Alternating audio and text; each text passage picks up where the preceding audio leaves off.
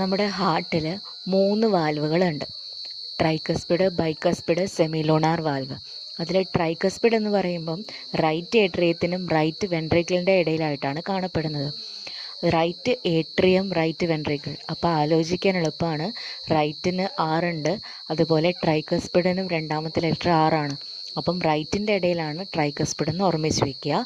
ഇനി bicuspid valve as usual left ഏട്രിയത്തിനും left വെൻട്രിക്കിളിനും ഇടയിലാണ് കാണപ്പെടുന്നത്.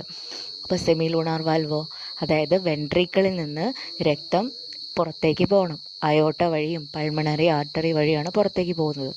അപ്പോൾ വെൻട്രിക്കിളിൽ നിന്ന് ഈ അയോട്ടയിലേക്കും പൾമണറി ആർട്ടറിയിലേക്കും കടക്കുന്ന ഭാഗത്ത് ഒരു വാൽവുണ്ട്.